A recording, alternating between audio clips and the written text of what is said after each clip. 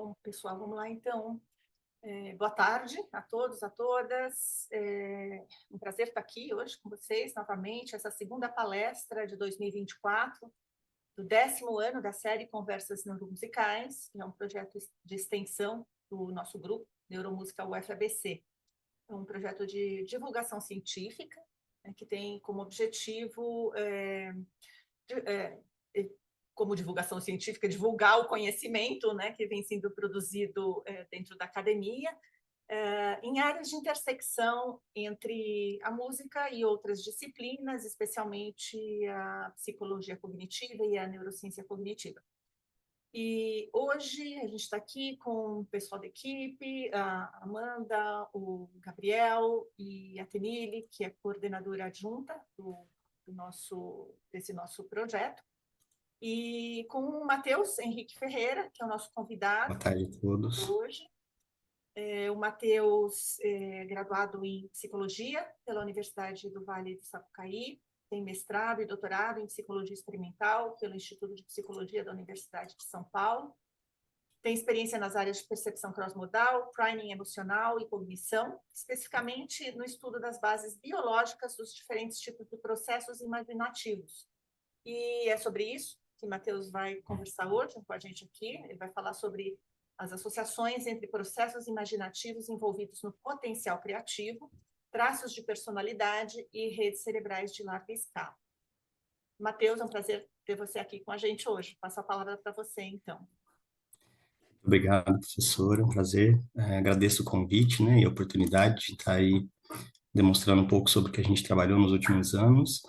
Eu vou pedir pedir desculpa para o pessoal e um pouquinho de paciência, porque eu estou com um problema na câmera e, como o pessoal deve ver, às vezes ela fica travando. Então, eu vou fazer a apresentação. Talvez essa câmera aí fique travada durante a apresentação, mas a gente volta a conversar quando eu terminar. Pode ser? Então, eu vou partilhar aqui com vocês, né, a apresentação. Antes, se podia, professora, me dizer se está todo mundo vendo, se está tudo certo, antes de começar? Sim, a gente está vendo sim, Matheus. Bom, então, o título do meu trabalho é Variações desculpa que está aqui na frente. Pronto. Variações em redes cerebrais de larga escala, como a gênese das diferenças individuais na criatividade, uma revisão e proposta metodológica, né? Eu fui orientado no programa de pós-graduação em Psicologia Experimental pela professora Mirella Gualtieri. Bom, gente, antes de começar, eu queria falar um pouco sobre criatividade, né? E a definição de criatividade já é algo bastante complexo, embora possa não parecer para algumas pessoas que estão mais distantes aí desse campo de estudo. Se nós observarmos as definições de criatividade de todos os pesquisadores que estudam criatividade em seus diversos âmbitos aí, da artística, científica, a gente vai descobrir que essa definição ela é mais difícil de encontrar do que parece. Mas, no geral, o que a gente pode dizer é que a maioria deles concorda que criatividade pode ser definida como a habilidade de produzir ou desenvolver trabalhos, teorias ou pensamentos originais, né? Ou seja, pensamentos que seriam inéditos. Então, como vocês podem ver, a definição é vasta, portanto, a criatividade é um processo cognitivo multifacetado, né, que abrange uma vasta quantidade de atividades humanas, desde as artes, por exemplo, passando pela ciência e também, claro, outras áreas como os esportes, né? Assim como todos os outros processos psicológicos, né, a criatividade ela é influenciada por diversos fatores, como os fatores genéticos, os fatores fisiológicos, e também é influenciada por fatores ambientais, né, como histórico de vida. Então, como que a gente poderia medir a capacidade criativa para poder investigar quais são as correlações desta com as variações mencionadas, né, com essas variações genéticas, fisiológicas e ambientais? A princípio, a psicologia experimental, ela desenvolveu dois métodos de medição da capacidade criativa, né? O método talvez mais utilizado é o método dos testes psicométricos, que envolve a utilização de questionários, inventários, etc. Como exemplo aqui, eu vou utilizar 3 exemplos. O inventário de comportamentos criativos, ele busca avaliar a criatividade em múltiplas áreas. E exemplos de perguntas que podemos encontrar nesse inventário seriam: eu já escrevi um conto, ou eu já recebi um prêmio de atuação. Outro questionário muito utilizado é o questionário de conquistas criativas, que vai medir o nível de habilidade em múltiplas áreas diferentes da criatividade também, como a habilidade musical, nos esportes, pesquisa científica e vários outros aí. E por último, vale destacar o inventário de atividades artísticas e científicas, que é um questionário que busca identificar as habilidades artísticas e científicas de cada pessoa, pois ele trabalha com um modelo de que a criatividade poderia ser subdividida entre criatividade artística e criatividade científica. Mas também a psicologia experimental, ela também adotou outros métodos para fazer essa medição da capacidade criativa, né? Isso porque alguns pesquisadores acreditam que as diferenças individuais na criatividade, elas podem ser observadas através da medição de processos cognitivos básicos, né? Então, por exemplo, o método mais utilizado é o chamado de testes de pensamento divergente, que é o paradigma mais utilizado para nesse âmbito da avaliação da criatividade através dos processos psicológicos básicos, né? Podemos definir o pensamento divergente como a capacidade de criar associações semanticamente distantes, né? Ou seja, associações originais. Mas como que são, né, esses testes de pensamento divergente? O mais utilizado deles é o teste de usos alternativos, que foi criado em 67, e nele o participante é requisitado a pensar em usos alternativos para objetos. Então, por exemplo, um martelo, respostas que poderiam ser utilizadas de usos alternativos para esse objeto seriam, por exemplo, um peso de papel, devido ao peso do objeto ele pode ser utilizado assim, e também uma picareta de escalada, por exemplo, que é mais ou menos, tem mais ou menos a mesma forma, né? Mas esse não é o único teste de pensamento divergente, existem diversos outros. Eu vou destacar um segundo aqui, porque ele foi desenvolvido mais recentemente e ele parece estar mais de acordo com o que seria o processo de pensamento divergente, né? Que o nome desse teste, então, é tarefa de associação divergente, e o participante ele é requisitado a inserir 10 substantivos que sejam semanticamente distantes. Como assim, né? Exemplos de respostas no teste dele seriam soja, sabre, puma, instituição, que são todas palavras que tecnicamente não têm nenhuma relação entre si. Então, o objetivo do teste é que a pessoa consiga responder dessa forma. Então, os scores do teste são obtidos assim. Quanto maior o nível de distância semântica entre as palavras, maior vai ser o score da pessoa no teste. E como que é feita essa medição da distância semântica, né? Eles desenvolveram um algoritmo para fazer isso. Tal algoritmo está disponível aí no site que eu deixei, o pessoal que quiser depois eu posso passar. E nesse site aí eu deixei um print da página inicial, nós podemos encontrar tanto o teste para ser realizado, quanto o código para quem quiser baixar o código e utilizar no seu próprio laboratório. E também no site a gente vai encontrar um link para o artigo de acesso aberto, que contém todos os processos de validação aí desse protocolo experimental. Bom, mas o que a gente sabe sobre a criatividade é que ela também se relaciona com diferenças individuais na imaginação, ou seja, diferenças entre as pessoas no que se refere aos processos imaginativos das pessoas. Como assim, né? Essas medidas de capacidade criativa, tanto a psicométrica quanto essa do pensamento divergente, elas geralmente apresentam correlações positivas com a imaginação. Ou seja, quanto maior o score da pessoa em testes de capacidade criativa que eu mencionei, maior vai ser o seu número de reversões ao observar imagens ambíguas, como no caso da ilusão do vaso e da face e do cubo de Necker.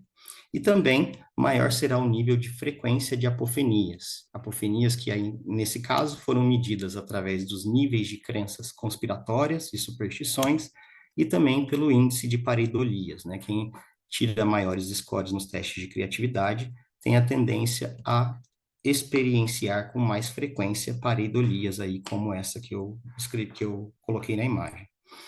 Mas existem outras variações também na imaginação que se associam positivamente com o nível de capacidade criativa, como, por exemplo, a capacidade de gerar e manipular a perspectiva visual das imagens mentais, né? Ou seja, alterar as posições espaciais de um objeto imaginado, assim como a gente tem aqui nessa imagem que eu coloquei. E além disso, os scores em testes de criatividade se correlacionam positivamente com a riqueza de detalhes durante a imaginação de eventos futuros e também com a tendência em engajar-se em processos imaginativos involuntários, como o devaneio. demonstrando, então, que existe aparentemente uma relação entre o nível criativo da pessoa e a sua capacidade de imaginar, ou a frequência de imaginação, de processos imaginativos. Então, a percepção e a imaginação de indivíduos mais criativos, de acordo com esses resultados, parecem apresentar alterações significativas quando comparadas com a população geral. E os estudos de neuroimagem corroboram essa hipótese, indicando que é possível prever o nível de performance em tarefas de pensamento divergente através da análise das diferenças individuais na atividade de redes cerebrais específicas, né, de regiões específicas do cérebro.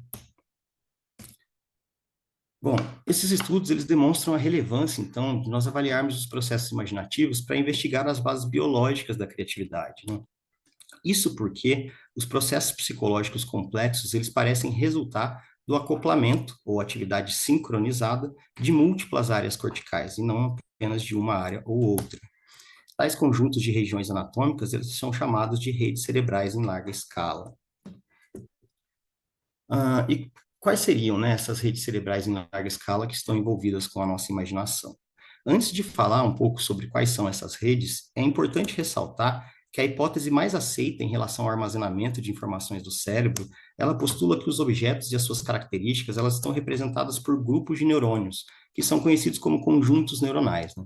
Então, como está aí na imagem, depois do processo de aprendizagem, em que a gente aprende a detectar um padrão, os neurônios que respondem ao tal padrão, eles vão passar a apresentar uma atividade síncrona, porque eles vão aumentar os seus níveis de conexão para que possam responder e assim identificar o padrão que foi aprendido.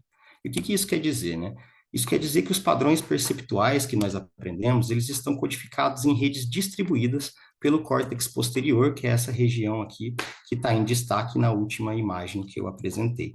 Então, cada característica perceptual dos objetos, como o seu cheiro, os sons que ele produz, o seu aspecto da forma e das cores, os seus aspectos visuais, todos eles estão guardados de forma distribuída nessa região do córtex, chamada de córtex posterior, que é conhecida por, nessas regiões estão localizados os córtices sensoriais, tanto visual quanto auditivo, somatosensorial e etc.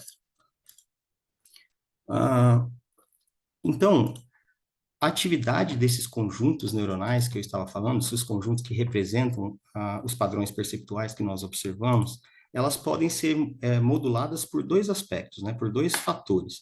A estimulação sensorial, que é o que a gente chama de percepção, então a presença de estímulos no ambiente vai causar a estimulação de receptores sensoriais, e eventualmente esses sinais vão chegar sinais sinápticos vão chegar até a região que a gente mencionou do córtex posterior ou sensorial.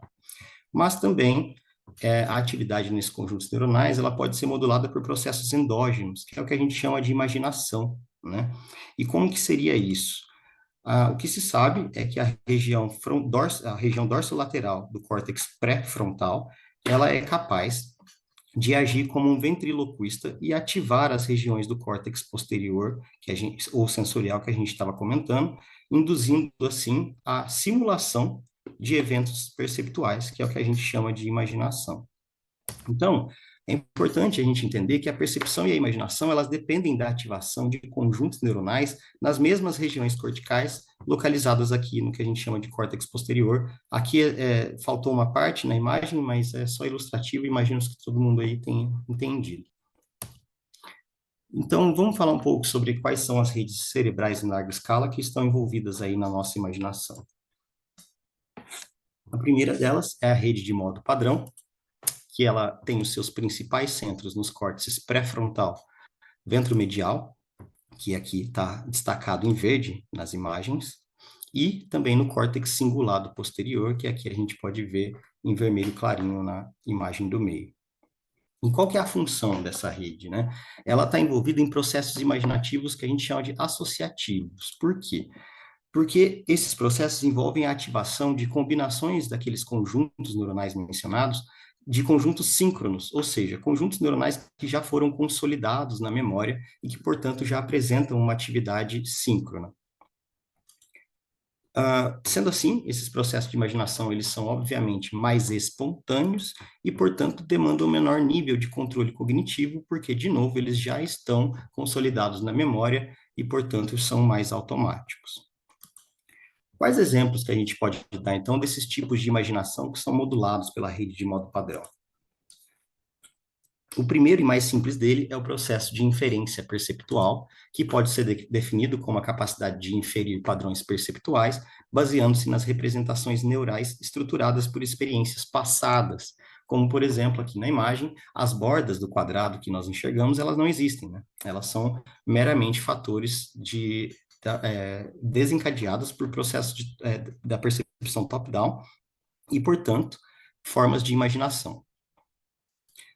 Outro tipo de imaginação que é modulado pela rede de modo padrão é a memória episódica, que pode ser definida como a capacidade de lembrar-se de eventos passados, como, por exemplo, quando você tenta imaginar um touro.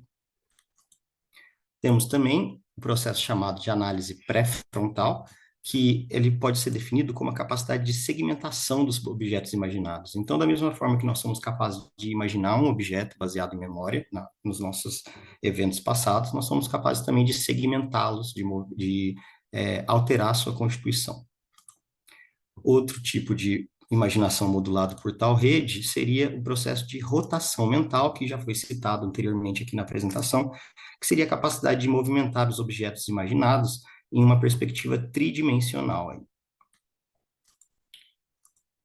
Temos também um outro tipo de imaginação, denominado pensamento orientado para o futuro, que envolve imaginar como uma determinada situação vai se desenvolver, como, por exemplo, quando a gente imagina como vai ser o nosso teste, como vai ser o nosso primeiro encontro, ou qualquer outra coisa do tipo. Além disso, nós temos também os processos de devaneios episódicos, que podem ser definidos como a capacidade de navegar por múltiplos eventos que já estão consolidados na memória episódica, né? Acho que todo mundo aí deve saber bem o que é um devaneio. Mas o devaneio, além de episódico, ele também pode ser devaneio verbal, ou o que antigamente se chamava de associação livre, né? Que é a capacidade de imaginação verbal involuntária, aquela voz interior que automaticamente é, é acionada.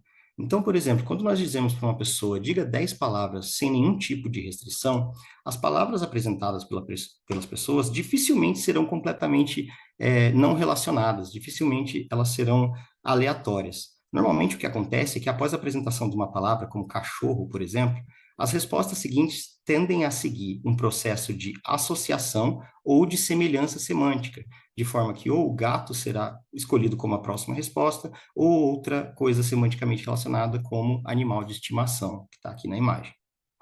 Então, os devaneios verbais, eles passam por processos associativos, ou seja, as respostas obtidas não são completamente aleatórias. Então, por último, o último tipo de imaginação que é modulado por essa rede de modo padrão, eu separei porque ele é um pouquinho mais difícil de entender, a inferência associativa ou inferência abdutiva, e ela pode ser definida como a inferência de associação baseando-se em experiências anteriores. Então, o que acontece, pessoal? Quando nós apresentamos para as pessoas, quando a gente usa um paradigma de memorização, em que dentre as coisas, dentre os objetos, ou melhor, dentre os eventos a serem memorizados, estão pares de objetos, em que esses pares possuem um objeto em comum, como vocês podem ver aqui, né, a poltrona e a bola, e a poltrona e o liquidificador. Posteriormente, os participantes são capazes de associar a poltrona e o liquidificador, mesmo que a poltrona e o liquidificador não estejam emparelhados para a associação. Os cientistas acreditam que esse processo acontece porque o que ocorre seria um espalhamento desse processo de associação, de forma que lembrar-se da poltrona faz lembrar da bola, lembrar-se da bola também faz lembrar do liquidificador, e é por isso que as pessoas são capazes de associar a poltrona e o liquidificador, que previamente não foram treinados, sendo que tecnicamente não foram treinadas para isso, né? Esse processo, muito básico, ele é a base das nossas da formação das nossas inferências automáticas, né? O que seriam essas inferências automáticas? Ora, quando observamos uma criança com um adulto do sexo masculino e depois observamos a mesma criança com um adulto do sexo feminino, é um processo automático de inferência que nós que a gente vai acabar concluindo, né, que os três formam uma família e que, principalmente, o homem e a mulher são casados. Essa conclusão, ela é abdutiva, ou seja, como é abdutiva, ela é meramente probabilística. Afinal de contas, nada indica que realmente essas duas pessoas são um casal e nada indica que não dá para ter certeza de que a criança seria criança deles.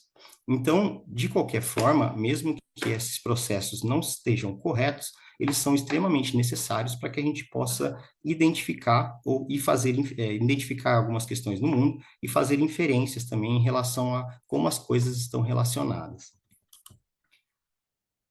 Então, depois que a gente falou tudo isso, né, qual seria a função dessa rede que eu comentei durante o processo de pensamento divergente, que é o que a gente falou, aqueles testes de criatividade que a gente comentou no início da apresentação, né? O que a gente sabe é que em tarefas de pensamento divergente, essa rede, de modo padrão, ela vai iniciar os processos associativos, como eu falei, que são involuntários, e eles ativam conjuntos neuronais de forma indiscriminada. Porém, além de indiscriminada, de forma associativa, de forma, então, que esse processo de associação básica que eu estava falando, de inferência associativa, que eu comentei anteriormente, ele é o processo básico que vai fazer com que nós tenhamos a capacidade de navegar através de todo o campo semântico que compõe as nossas experiências. Então, durante o processo de pensamento divergente, essas são as formas de imaginação que essa rede vai fornecer para concluir a tarefa. Porém, nós temos outras redes de imaginação, outras redes cerebrais envolvidas na imaginação e outras formas, outros tipos de imaginação também. É o caso, por exemplo, da rede de controle executivo. Essa rede tem os seus principais centros nos córtices pré-frontal dorsolateral, que aqui na imagem está destacado em azul, como eu já tinha falado antes, e no córtex parietal posterior, que aqui na imagem está destacado em verde. Tá? E qual que seria a função, então, dessa rede cerebral, né? Ela está envolvida com processos imaginativos que a gente chama de relacionais, ou seja, eu vou explicar melhor o que seriam, e esses processos, eles envolvem a ativação de combinações de conjuntos neuronais assíncronos, ou seja, que não estão consolidados na memória, são combinações de conjuntos neuronais que jamais irão acontecer, a não ser pelo uso da volição, né, pela intenção. Então, esses tipos de imaginação, eles demandam a implementação de regras baseadas nas relações entre os elementos que estão sendo integrados, regras relacionais, como, por exemplo, acima ou abaixo, antes ou depois, menor ou maior, e eu acho que mais para frente vai ficar mais claro o que eu quero dizer com isso, tá? Portanto, esses processos imaginativos são menos espontâneos do que aqueles que eu descrevi anteriormente e, claro, demandam maior nível de controle cognitivo, porque eles não estão consolidados na nossa memória. Então, quais seriam os tipos de imaginação que nós podemos identificar a maior atividade nessa rede de controle executivo, né? Um dos exemplos que nós temos é o chamado integração de modificadores. E o que seria isso, né? Seria modificar as características perceptuais de um objeto imaginado. Então, por exemplo, se eu peço para a pessoa imaginar um touro azul, ela não tem essa imagem na sua memória para que ela possa acessar de forma fácil. Mas ela é capaz de, através do uso de raciocínio relacional, transformar suas imagens mentais para que essas possam ter as características de um touro e, ao mesmo tempo, ser da cor azul. Outro processo imaginativo modulado pela essa rede de controle executivo é o chamado síntese pré-frontal, que seria a criação de combinações inéditas de imagens mentais, como, por exemplo, imaginar um touro com pernas de lápis. Como eu disse anteriormente, isso é um processo que demanda controle cognitivo e não vai acontecer de forma automática, pois essa percepção não foi, a pessoa não encontrou um touro com pernas de lápis, um touro com pernas de lápis anteriormente. Então, outro tipo de imaginação que nós temos, em que a rede de controle executivo é extremamente importante, seria o raciocínio dedutivo, que é definido como a capacidade de utilizar um conjunto de premissas para chegar a uma conclusão, como, por exemplo, calcular o resultado de uma expressão matemática, né, 47 vezes 13 aí. Acontece, pessoal, que não seria nem possível e muito menos viável para o cérebro que ele tivesse consolidado na memória todos os resultados de todas as operações matemáticas que são possíveis, né? Isso é inviável e impossível. Então, o que o cérebro faz é guardar as regras, como eu estava conversando, as regras relacionais, para que seja capaz de, através dos processos análogos à síntese pré-frontal, a pessoa possa resolver o problema através das imagens mentais, utilizando as regras de operação matemática que ela já aprendeu. Outros processos do qual a rede de controle executivo está envolvida seria a imaginação espontânea categórica. E o que é isso, né? É a indução do efeito de priming na imaginação espontânea. Como assim? Então, esse efeito ele pode ser observado quando nós tentamos nomear coisas que são longas e finas, por exemplo. Qualquer coisa que é longa e fina. Durante esse processo mental, a rede de controle executivo, que eu estou me referindo tanto, né, ela vai ser responsável por ativar as representações neurais, ou seja, os conjuntos neuronais, que correspondem à regra que foi estabelecida, como, por exemplo, caneta, pincel, escova de dente, vela.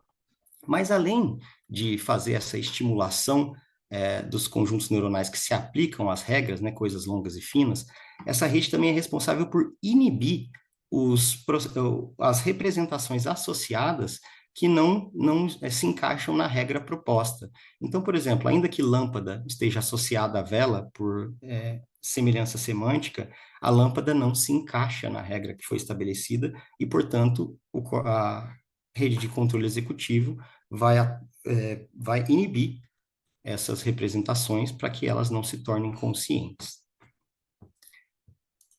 Mas esse processo que eu acabei de descrever, ele também pode ser utilizado para modular a nossa percepção e não só a nossa imaginação espontânea. E é o caso do processo que a gente conhece como atenção baseada em características. O que seria isso, né?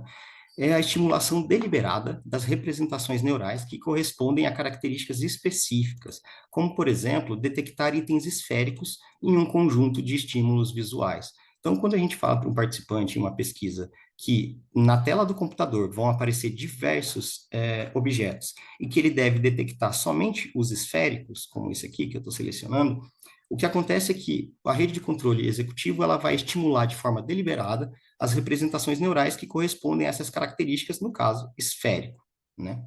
Mas esse processo pode não ser só relacionado a características, ele pode também acontecer para categorias de estímulo. Como assim, né?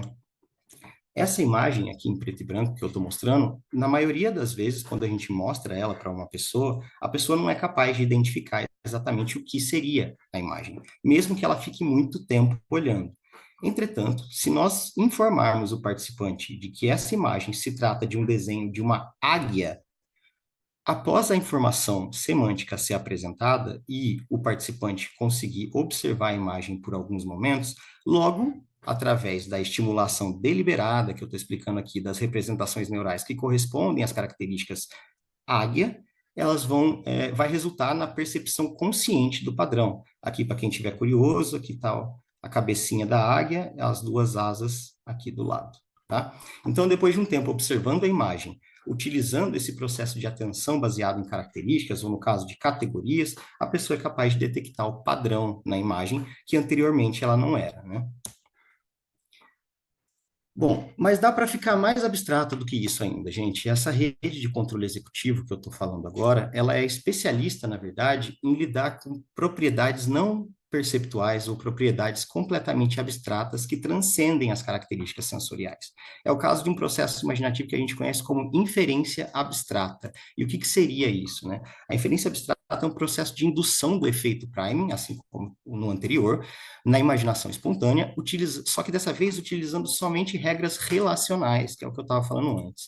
Então, por exemplo, se nós tentamos nomear coisas que vêm em três, coisas que vêm em três é puramente uma regra relacional e não tem necessariamente nenhum estímulo sensorial atrelado a esse padrão. Como, por exemplo, respostas que poderiam ser utilizadas, né? As medalhas, elas vêm em três tipos de medalha. As cores primárias, nós também temos três tipos de cores primárias e as dimensões. Porém, como eu expliquei anteriormente, esse processo envolve somente a inferência de regras relacionais que são, por natureza, mais abstratas. E, assim como eu disse no caso da imaginação espontânea categórica lá, que eu acabei de falar, esse processo também pode ser aplicado à nossa percepção, que é o que nós chamamos de discriminação relacional, que é basicamente o mesmo processo de antes que eu estava explicando, só que é aplicado aos processos perceptuais. Como assim, né? A discriminação relacional acontece quando a gente tenta um processo de identificação com base nas relações entre os objetos. Então, quando eu mostro um conjunto de objetos para um participante na tela de um computador, igual a gente estava conversando anteriormente, e eu peço para ele detectar o menor dos itens dentre os que estão no conjunto, é necessário que o participante estabeleça uma relação entre os estímulos para entender que o menor deles é esse aqui, no caso, né, que eu estou apontando. Então, é necessário que exista uma comparação entre as características sensoriais, perceptuais dos estímulos, para que se possa chegar a uma conclusão. Então, de novo, esse processo é análogo ao anterior, a única diferença é que ele é completamente abstrato e não depende de processos perceptuais. Então, gente, a gente consegue ensinar discriminação relacional até para cavalo. Eu conheço uma pesquisa que eles ensinaram para um cavalo ele conseguir detectar o menor dos itens. A diferença é que ele leva muito mais tempo do que se você pedir para ele detectar os itens vermelhos, por exemplo, ou para conseguir detectar os itens que têm uma forma determinada. Ou seja, é mais uma evidência do quanto esse tipo de processo ele demanda e ele exige muito da nossa capacidade de raciocínio e de volição. Bom, e qual seria qual é o papel dessa rede de controle executivo nas tarefas de pensamento divergente, né? Em tarefas de pensamento divergente, essa rede ela está envolvida em processos de inferência seletiva da imaginação espontânea, assim como eu expliquei antes sobre as coisas que são longas e finas, né? Então, ela vai estimular as representações que se encaixam na regra relacional proposta e inibir as representações associadas que não se encaixam. E por último, gente, a última rede cerebral em larga escala que nós temos, que nós conhecemos e que influencia diretamente na imaginação é a rede chamada rede de saliência, né? Ela tem os seus principais centros nos córtex frontoinsular e cingulado anterior. Aqui o córtex frontoinsular, ele fica no fundo do sulco lateral e nós temos o córtex cingulado anterior aqui na imagem destacado em azul. E qual que seria a função dessa rede para a imaginação, né? Essa rede, ela está ligada, ela tem a função de atribuir saliência para os estímulos sensoriais e para os pensamentos espontâneos. Ou seja, ela está envolvida com um nível de persistência cognitiva, né? Então, para resumir, na imaginação, então, essa rede de saliência, ela vai estar mais ativa durante formas de imaginação que envolvem o bloqueio do deslocamento da atenção para representações fora de contexto. Como assim, né? A memória episódica e a síntese pré-frontal, por exemplo, elas exigem certo nível de concentração, ou seja, elas exigem exigem a inibição de processos associados que não estão relacionados.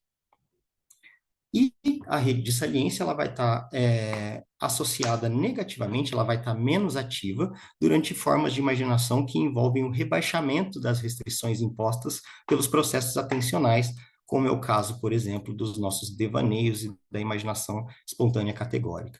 Para resumir, então, né, quanto maior a necessidade de controle atencional naquele tipo de imaginação, como é o caso da memória episódica e síntese pré-frontal, maior vai ser a atividade da rede de saliência, né?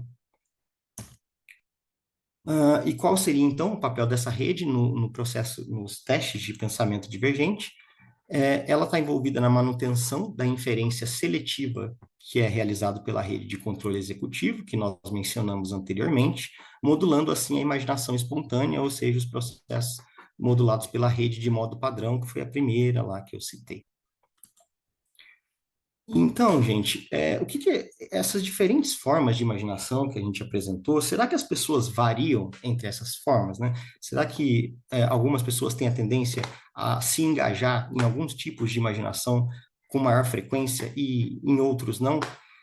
Aparentemente, Desculpa estar aqui, né? Será que elas... então, o que a gente pode dizer é, será que as diferenças individuais na criatividade, elas vão se resumir a variações no nível de originalidade? Somente isso, que é o que é proposto, né, pelo modelo do pensamento divergente? Será que a gente detectar o nível de pensamento divergente é o suficiente para nós estabelecermos todos os aspectos das diferenças individuais na criatividade?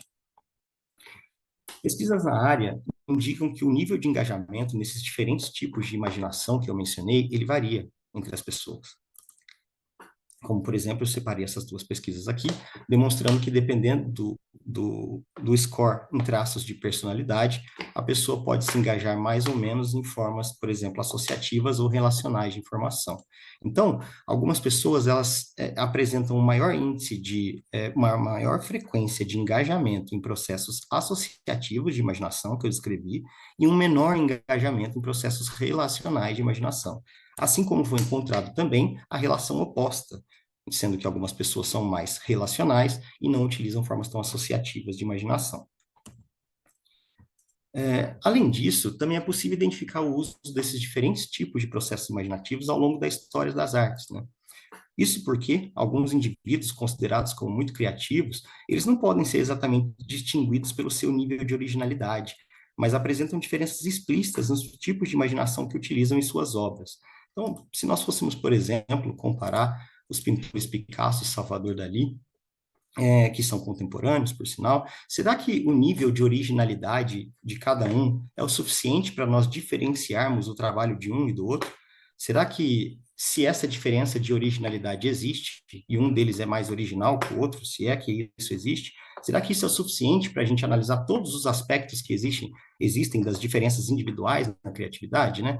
E a gente diz isso porque o Pablo Picasso, ele dá mostras do uso de formas associativas de imaginação, como no seu uso de abstração visual, por exemplo, que depende, em grande parte, do processo de inferência perceptual que eu descrevi anteriormente, e também o seu uso de percepção biestável espacial, que envolve mudança e alteração de perspectiva, que são análogas ao cubo de Necker, e com certeza demandam o uso do processo de rotação mental que eu descrevi anteriormente. E se nós compararmos aí com o outro pintor Salvador Dalí, ele dá amostras do uso de raciocínio relacional ou de formas relacionais de imaginação, e isso pode ser visto na sua tendência a usar imaginação espontânea categórica, como nessa pintura aqui, lembrando que imaginação espontânea categórica se refere àquele processo que eu exemplifiquei com a águia, com o desenho da águia, né? E também pelo uso nesse pintor de combinações completamente inéditas de conceitos, como aqui, né, o homem, ovo e planeta Terra. E claro que a gente poderia fazer essas comparações com outros artistas também, eu só vou fazer só mais uma para a gente não perder muito tempo com isso, mas será que se a gente pudesse analisar Michelangelo e Da Vinci, a única coisa que separa os dois seria o seu nível de originalidade? E se é que esse nível de originalidade existe, não existe nenhum outro fator no qual nós possamos nos basear para diferenciar o trabalho dos dois? E novamente nós dizemos isso porque diversas obras de Michelangelo, elas demonstram o uso de raciocínio associativo, pois a memória episódica e rotação mental são processos que provavelmente necessários para criar essas demonstrações artísticas hiperrealistas e tridimensionais, né? Já no caso do Da Vinci, o uso de raciocínio relacional, especificamente do processo de síntese pré-frontal, ele é bem evidente nas suas criações de aparatos e mecanismos completamente inéditos, né, que ninguém nunca tinha criado antes, e também nos seus rascunhos de desenhos que são completamente originais e combinam ideias completamente fora de contexto, que são aí a base do processo de síntese pré-frontal. Então, gente, baseado em todas essas pesquisas que eu apresentei, nós criamos no meu trabalho uma proposta metodológica para se avaliar as diferenças individuais na criatividade, além do eixo de originalidade, ou melhor, além da medida de originalidade. O que nós podemos utilizar do que foi aprendido para criar um novo método de teste de processos psicológicos básicos que possa medir algo que não seja simplesmente a originalidade, né? Isso porque, pessoal, como eu já disse, a tarefa de pensamento divergente, ela exige níveis similares de acoplamento das três redes cerebrais em larga escala envolvidas na imaginação, as três que eu descrevi anteriormente.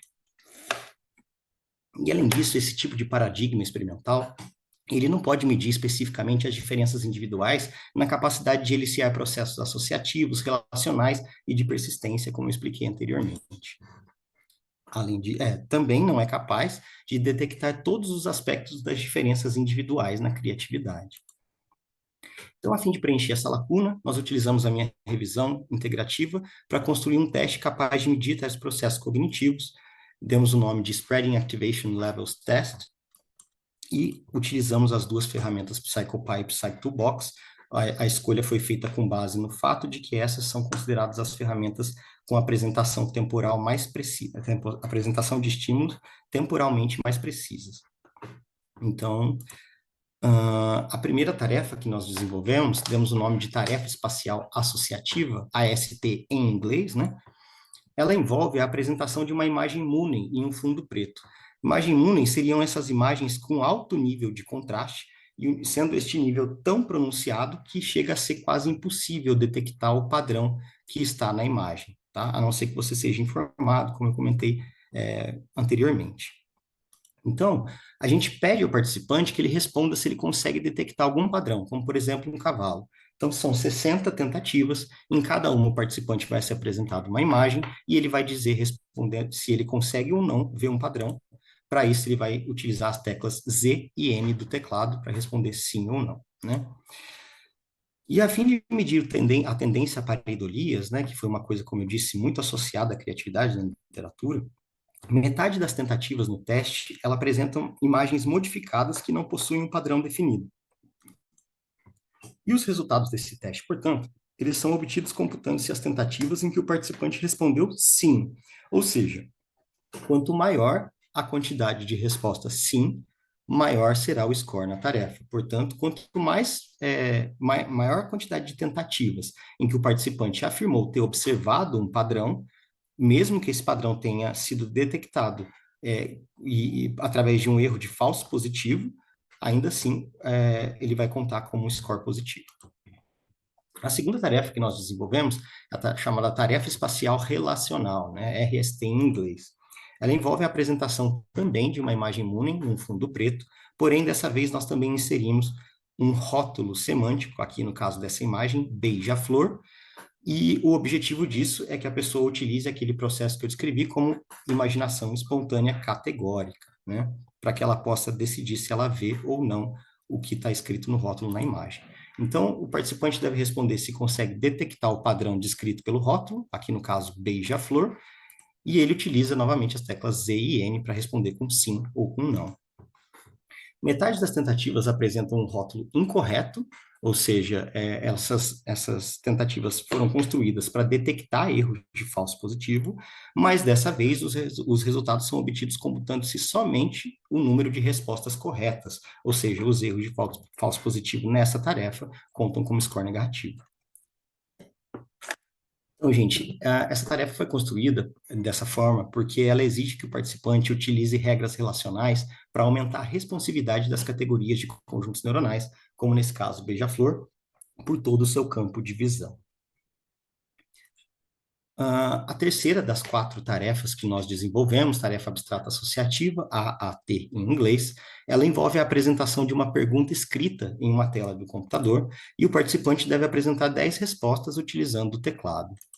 As perguntas nesse teste, elas envolvem uma localização específica, como, por exemplo, coisas que existem em um hospital. Então, o participante vai te responder com 10 palavras que se referem a coisas que existem em um hospital. Então, as respostas corretas aceitas, pessoal, elas podem variar desde substantivos concretos, como também a substantivos completamente abstratos, como doença. Desculpa, substantivos concretos, como seringa, como também substantivos abstratos, como doença. Essa tarefa foi desenvolvida dessa forma porque ela demanda o uso de cognição associativa e os scores são obtidos detectando-se a distância semântica entre as respostas através daquele algoritmo que nós conversamos no início da apresentação do site, né? E a gente acredita, né, que valores maiores nessa medida, eles são interpretados como um indicativo de maior alcance contextual, ou seja, de uma maior que está positivamente relacionado à atividade da rede de modo padrão. A última tarefa que nós desenvolvemos, ela é chamada de tarefa abstrata relacional, RAT em inglês, né?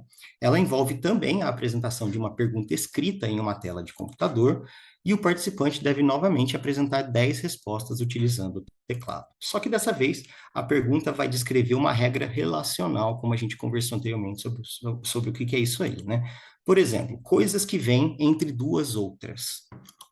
Respostas que poderiam ser consideradas como corretas são, por exemplo, o nariz, que está entre os olhos, o verão, que está entre a primavera e o outono, a metade, que está entre o tudo e o nada, e etc.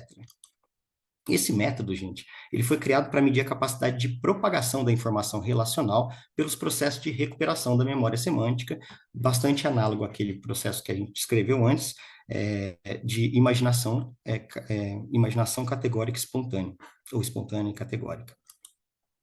Os scores nessa última tarefa, eles são obtidos calculando-se novamente a distância semântica entre as respostas corretas fornecidas, pois essa medida deveria indicar a capacidade de ativar a mesma regra relacional em contextos diferentes, que está positivamente associado com a atividade aí da rede de controle executivo. Então, essas foram as 4 tarefas, né? E em relação ao tempo de conclusão das tarefas, a gente acredita que essa seja uma medida adicional bem relevante para as tarefas verbais que nós criamos, mas não para as tarefas de pareidolia. E, além disso, o motivo disso é que tal medida estaria relacionada à capacidade de foco atencional, que está positivamente associada à atividade da rede de saliência. Então, por mais no meu trabalho nós não tivemos tempo para aplicar esses protocolos experimentais desenvolvidos, e apesar disso, nós temos algumas bases de dados que validam o protocolo, visto que esses protocolos experimentais foram desenvolvidos baseados nesses resultados, né? Então, por exemplo, os testes de pareidolia que nós criamos, aqueles 2 primeiros testes de pareidolia, eles aparentemente apresentam uma correlação positiva com o nível de criatividade em diversas medidas diferentes, tanto psicométricas quanto as medidas de pensamento divergente. E também apresentam uma correlação negativa com o nível de inteligência. Aqui a gente separou algumas das pesquisas que nós nos baseamos e que apresentam esses resultados que eu acabei de expor. Já em relação ao teste AAT, a nossa base de dados indica que o nosso teste ele se encaixa em um teste de memória episódica, embora ele não tenha todas as características, e esses testes já foram utilizados para avaliar pensamento divergente e descobriu-se uma correlação positiva entre esse tipo de teste e o nível de pensamento divergente. De certa forma, validando aí o que o nosso protocolo pretende. E, por último, o teste RAT, nós nos baseamos em tarefas de fluência verbal ampla, né, Road Retrieval, que são tarefas em que você, por exemplo, diz para a pessoa, olha, eu vou te dizer uma palavra, como, por exemplo, música, e eu quero que você me diga uma palavra que está associada a esta, e assim por diante, né? Então, música, e depois diz artista, exibição, e etc. Ou seja, a nossa tarefa, ela se encaixa, de certa forma, nessa categoria de tarefas de fluência verbal ampla. E esse tipo de tarefa já foi positivamente associado tanto com o nível de modulação com o nível de modulação dos processos imaginativos espontâneos pelas funções executivas. Novamente, esses resultados, de certa forma, eles indicam que o nosso protocolo é válido. Então, como considerações finais, eu gostaria de dizer que esse novo protocolo experimental, ele não pretende substituir o método do pensamento divergente, mas sim medir aspectos das diferenças individuais na criatividade que não são avaliados por este. Então, o ideal é que quando a gente for avaliar as diferenças individuais na criatividade, no âmbito dos processos psicológicos básicos, a gente acredita que o ideal seria aplicar os testes de pensamento divergente, como já é feito, e também esse protocolo experimental que nós desenvolvemos para decidir quais são os tipos de processos imaginativos que a pessoa tem mais facilidade de se engajar. Ou seja, né, o objetivo do nosso teste é medir a capacidade individual de eliciar processos associativos, ou seja, acessar ideias através de ativação de conjuntos neuronais síncronos, que dependem somente da memória. Também eliciar processos relacionais, ou seja, a capacidade de acessar ideias através da ativação de conjuntos neuronais assíncronos, ou seja, por meio da volição. E, por último, um processo de persistência, que pode ser definido como a capacidade de priorizar um conjunto de ideias, evitando assim o deslocamento da atenção. eu gostaria de agradecer a CAPES e a FAPESP por terem financiado o trabalho no formato de bolsa. E é isso aí, pessoal. Muito obrigado. Eu vou deixar aqui algumas das as referências que eu citei na apresentação estão aqui, mas se alguém tiver interesse em mais alguma referência, eu posso enviar aí por e-mail. Vocês têm o meu e-mail, é só entrar em contato. Obrigado. Obrigada, Matheus. Vamos abrir para perguntas agora. Eu acho que só tem um comentário no chat até agora, mas, pessoal, fiquem à vontade para ou comentar pelo chat ou abrir a câmera e conversar aqui com o Matheus diretamente. Abram os microfones, as câmeras, se quiserem. E vamos lá, então. Matheus, você quer comentar esse comentário? Começar por aí, com o comentário do chat? Não sei se O microfone está desligado. Oi? Aqui, meu microfone estava desligado, perdão. Ele comenta, né, sobre o perfil das pessoas com a fantasia. Exatamente. É muito interessante essa pergunta dele, porque a gente, de certa forma, o meu trabalho vem para responder exatamente essa questão, né? Porque acreditava-se, então, que todo mundo que tem maior capacidade criativa também tem maior tendência à imaginação, a imaginar, né, processos perceptuais. Mas acontece que, na verdade, o que a gente acabou demonstrando com o trabalho é que existem formas de se pensar criativamente que não necessariamente dependem dessa simulação mental dos processos perceptuais, né? Como eu estava explicando ali das formas de imaginação relacionadas ao raciocínio. E aí eu achei interessante essa resposta, essa pergunta do colega Guilherme, porque nós temos aí um artista famoso que é o criador daquela empresa chamada Pixar, né, de animação da Disney, que ele tem a fantasia, como acabou de ser descrito aí pelo colega. Então, como que uma pessoa que tecnicamente trabalha com criatividade há tanto tempo, trabalha com mídia e criação de desenhos, não tem, possui a fantasia, né? E talvez a resposta, pessoal, esteja exatamente no que eu propus no meu trabalho, né? Existem formas de nós pensarmos criativamente que não dependem da simulação perceptual e, além disso, vários processos imaginativos, eu acho que não sei se eu consegui deixar isso claro, eles, na verdade, complementam a nossa percepção, né? Eles não se caracterizam por ocorrerem separado dos processos perceptuais, mas sim complementam. Como o caso que eu expliquei da inferência abstrata, né? Coisas que vêm em duas, coisas que vêm em duas, então, que vêm entre duas outras, né? Então, eu acredito que sim, avaliar pessoas com a fantasia em relação à sua criatividade é muito importante, e eu acredito que se a gente aplicasse o nosso protocolo nelas, o que iria acontecer é exatamente o previsto, que os resultados para medidas relacionais seriam maiores do que para medidas associativas, porque, no caso, o processo de fantasia, ele envolve essa incapacidade de se engajar nesses processos associativos aí que eu tanto falei, né, no trabalho. E acho que, em relação a essa pergunta, não sei se tem mais alguma coisa, alguma dúvida que eu não consegui esclarecer, mas será que eu posso passar para a próxima? Acho que sim, Matheus. Eu tenho um pedido aqui do Jorge para enviar as referências para o e-mail. Então, Matheus, se você puder passar para a gente isso, aí a gente pede para o pessoal aqui, Gabriel. Eu posso passar o meu e-mail? Eu estava escrevendo o meu e-mail para a pessoa me escrever, né? Aí, bem, acho que vai mais. pode ser? Direto. Acho que é mais fácil, né? Isso, passa, então, aí, ó, eu passei o meu e-mail, pessoal. Quem que tiver interessado, pode me enviar um e-mail que eu respondo aí com as referências, tá? Aí tem uma pergunta do Eduardo. Inferência parece ter importância em sua pesquisa. Você usa autores que tratam de predictive coding.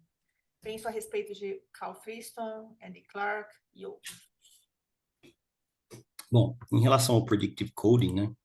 O que eu estudei que se relaciona com o meu trabalho é que, como eu expliquei, né, os processos que eu chamo no trabalho de formas associativas de imaginação, elas são completamente automáticas, ou melhor, são majoritariamente involuntários e automáticos, né? E tudo que eu conheci sobre predictive coding, as regiões corticais relacionadas ao processo, que eu me lembro, pelo menos, que seria a porção medial do córtex pré-frontal, ela faz parte exatamente disso que a gente chama de rede de modo padrão. Então, o modelo do predictive coding, ele está prevendo a existência de processos automáticos que vêm para complementar informações que não estão sendo naquele momento apresentadas, né? E se encaixa exatamente no que a gente está falando ali, como sendo formas associativas de imaginação.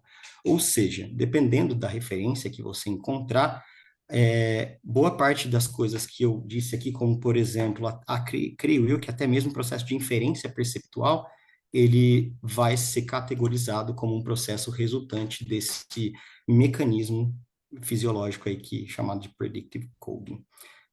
Mas, para além disso, não foi necessário eu me aprofundar nesse modelo, porque, como eu falei, alguns aspectos da imaginação que foram citados, eles não são modulados por essas estruturas que são associadas ao modelo do predictive coding, mas sim a estruturas mais de controle cognitivo e volição. Então, estou ciente do predictive coding, mas eu não sei em que aspecto que eu poderia abordar a mais do que já foi abordado com essa questão das formas associativas de raciocínio, né? Formas associativas de imaginação. Eduardo, você quer E comentar? obrigado pela pergunta, Eduardo. Eduardo, você quer comentar a resposta do Matheus?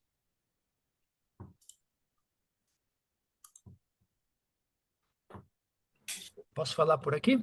Sim, por favor. Claro. Eu estava pensando acerca de um modelo mais geral acerca de cognição e, no fim das contas, de inferências para fins de fitness, ligados, é claro, neste caso aqui, à criatividade, enfim, né? Resolver problemas, por exemplo, enfim, né? Fazer inferência para resolver problemas perceptuais ou problemas mais práticos, por assim dizer, enfim, né? Ilusões de ótica, por exemplo, então, pareidolia. Eu andei lendo o texto de Carl Friston, então fiquei curioso para saber como o Friston se encaixa em um modelo como esse. Mas bem interessante, vou escrever para Olha, você pedindo referências, enfim, né? Obrigado.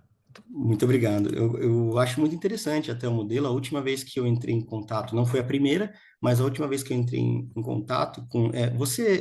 Desculpa perguntar, você é de formação psicólogo? Porque parece, né, Não, tenho filosofia. formação em ciências biológicas, muitos anos Ah, atrás, estou precisando de filosofia hoje. Eu tenho interesse em então, mas cognição, acho que. neurociências, enfim. Entendi, mas acho que de qualquer forma a gente pode. Acho que você vai entender, né, o que eu quero dizer, porque eu encontrei um artigo falando sobre como o modelo do predictive coding ele pode explicar alguns dos processos que até o Freud, na sua época, dizia que existiam, como, por exemplo, a ruminação, né, porque que a pessoa passa. Quando a gente acha que a pessoa está sem fazer nada, quando o cérebro está desligado ou sem fazer nada, na verdade ele está muito ativo, né, porque tem todos esses processos de memória episódica que eles são eliciados de forma automática. Então, o artigo ia discutir como que esse modelo do predictive coding, ele prevê uma coisa que já tinha sido, né, falado há muito tempo aí pelo pessoal da psicanálise, de que os processos de memória episódica, por mais que você possa controlá-los, eu, por exemplo, posso me lembrar, se eu quiser, da primeira casa que eu vivi na minha vida, mas eles também são em grande parte involuntários. Então, na maior parte das vezes, você ao falar cachorro, muitas vezes a pessoa não, você não precisa falar gato, a pessoa automaticamente vai fazer essa associação. Então, eu pessoalmente acho muito interessante esse modelo no âmbito de estudo da psicodinâmica, né, dos processos que a psicanálise costumava falar que existiam e que hoje a gente não tem tanta certeza. Quer dizer, alguns pesquisadores não têm, eu pessoalmente tenho. Muito obrigado, Eduardo, pela pergunta. Obrigado a você. Luiz Alfredo perguntando sobre algum estudo sobre teste de Rorschach. O Rorschach, bom, faz um tempo que, vocês me perdoem, pessoal, faz um tempo que eu tô fora eu não atuo como psicólogo, vai fazer uns anos aí já, mas até onde eu sei, o Rorschach ele não está sendo mais utilizado por conta de todas as imagens estarem disponíveis na internet, todo mundo conhecer, né? Mas o que eu posso dizer é que realmente faz sentido essa comparação, porque o teste do Rorschach, de certa forma, mede aquilo que a gente chamou aqui de inferência perceptual, né? Um processo automático de inferência perceptual. Então, aquele primeiro teste que a gente desenvolveu, em que você mostra as imagens Mooney e a pessoa só tem que definir se ela conseguiu ver ou não a imagem, esse processo psicológico ele é bastante análogo, sim, ao que acontece no Rorschach, mas eu não conheço nenhum estudo que envolva tanto a capacidade associativa de imaginação e medindo isso através do teste Rorschach. Isso eu não entrei em contato com essa literatura, não. O Luiz está comentando aqui que estudos de fMRI mostram ativação frontotemporal durante os testes, é isso, Luiz? Desculpa, professora, eu não escutei. Qual que é a pergunta? Está aqui no chat. Eu não estou conseguindo Deixa eu buscar acessar. aqui, peraí, que sumiu de repente. Espera um pouquinho. Sumiu. Que os estudos com fMRI nos mostram a ativação frontotemporal durante a realização de testes de Rorschach. Ah, frontotemporal. E qual região do frontal exatamente? Porque é aquilo, né? A gente tem uma região, uma porção mais antiga, em termos ontogenéticos, né? Uma porção medial, que ela é comum a vários dos mamíferos aí, que não à toa é responsável por esses processos mais automáticos de imaginação. E nós temos também porções laterais, né? Que seriam mais evolutivamente tardias e, portanto, mais voluntárias, né? Então, precisa saber, porque em relação à ativação do córtex temporal, eu acho que isso vai acontecer mesmo à torto e direito, porque o teste do Rorschach, ele se baseia no reconhecimento, identificação ali de padrões, e esses padrões, eles dependem de processos de organização perceptual que estão ali todos localizados, principalmente na porção lateral aí do córtex temporal, né? Pegando um pouco aqui a carona nessas imagens que você mencionou agora, eu tenho uma pergunta rápida aqui, só uma curiosidade. Na sua proposta metodológica, Matheus, o primeiro teste, na primeira tarefa que você citou, a de tarefa espacial Associação. associativa, Uhum. onde você apresenta a imagem sem o rótulo, né? E aí vocês Isso. contabilizam como acerto e erro se o sujeito indicou que conseguiu ver a imagem, né? É isso? Entendi bem? Isso. Exatamente. Isso pode gerar, assim, Ver a imagem, não, né? Ver algo na imagem, né? algo na imagem, sim. Um Isso. viés, assim, a pessoa estar lá fazendo essa tarefa e achar que, de fato, ela tem que enxergar alguma coisa e te dar respostas de que viu, onde não viu, onde viu algo na imagem, quando ela, de fato, não viu. Como é que você controla isso? Eu não entendi direito, acho que eu perdi, talvez. Bom, professora, o ideal é, primeiro, né, fazer uma boa introdução ao teste, né, colocar para a pessoa exatamente o que está sendo proposto e demonstrar para ela que em algumas, porque isso que você falou, a primeira coisa que a gente tem que fazer para impedir é informar a pessoa que algumas imagens contêm um padrão e outras não. Ok, tá. Então, quando você diz para ela, olha, algumas das imagens, e aí, por isso que eu disse sobre a introdução do teste, porque normalmente, pelo que eu observei, começando a fazer esse teste, né, é que é necessário mostrar o tipo de estimulação para a pessoa que ela vai ter, senão ela não entende. Então, eu vou te mostrar uma imagem, aí se você vê alguma coisa na imagem, você me fala, senão você fala não. Então, assim, ela não consegue entender isso, né? Então, quando você mostra para ela o tipo de estímulo, normalmente a gente estava utilizando aquela imagem da águia, porque ela não faz parte do nosso banco de imagens e ela contém as características que a gente quer, né?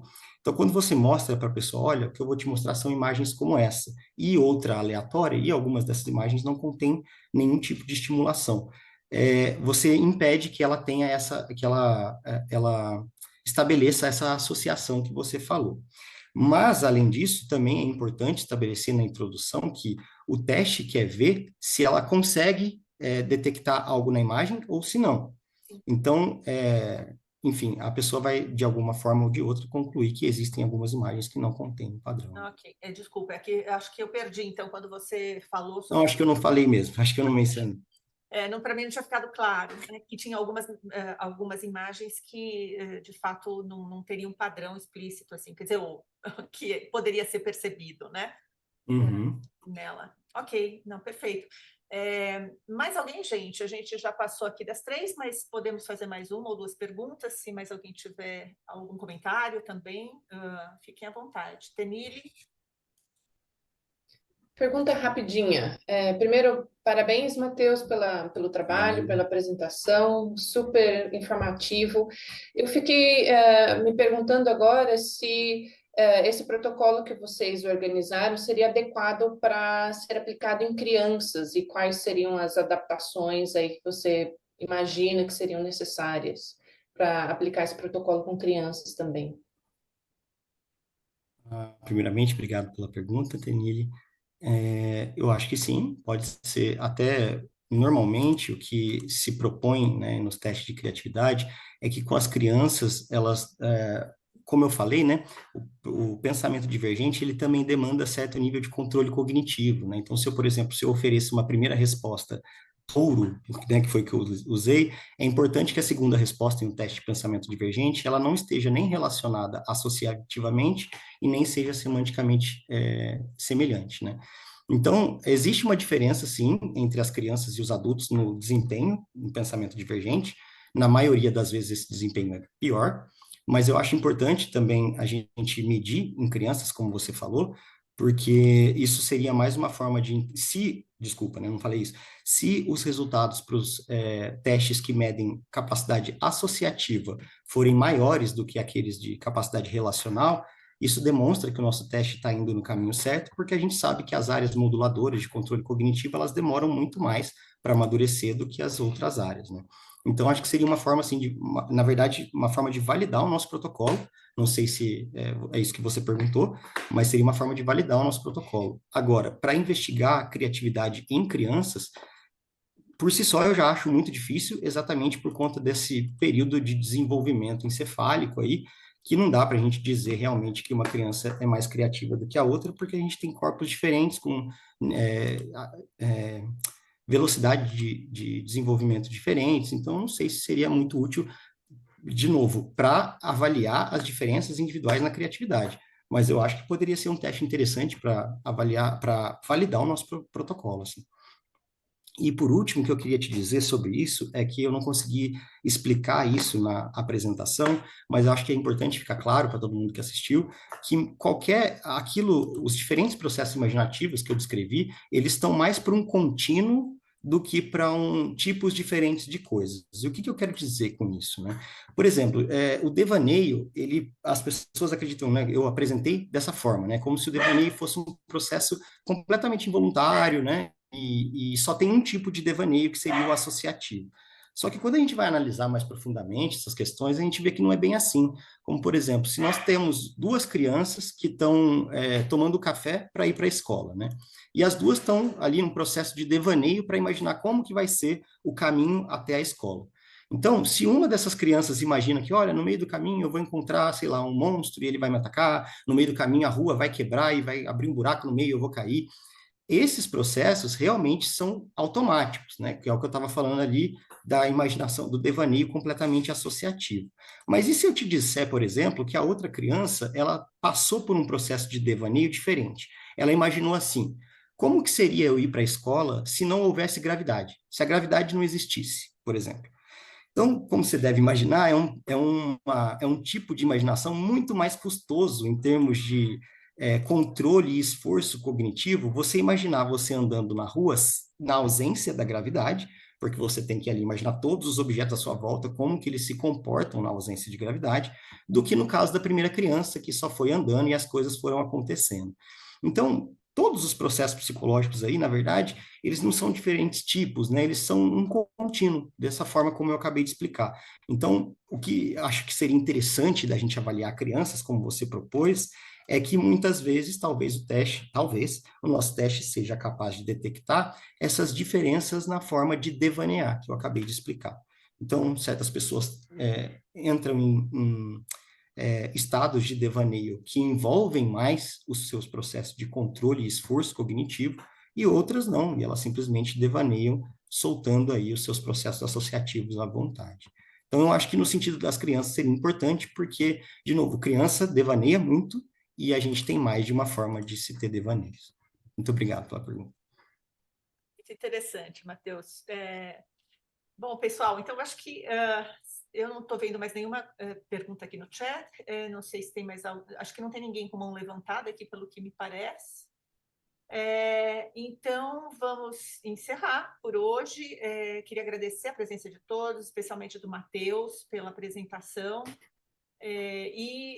Já deixar o convite para a próxima palestra, que vai ser em junho. Em maio, a gente está em recesso, né, na UFABC, então não temos palestra em maio. mas teremos a nossa próxima palestra no dia 3 de junho com o professor Myron Piccolo, do Departamento de Psicologia da Universidade de Harvard. Então, já deixo o convite aqui para quem puder acompanhar. Vai ser uma segunda-feira, nesse mesmo horário. Então, obrigada, pessoal, e nos vemos na próxima, então. Obrigado, professora. Obrigado pela oportunidade. Tchau para todo mundo. Obrigada, Matheus. Eu que agradeço.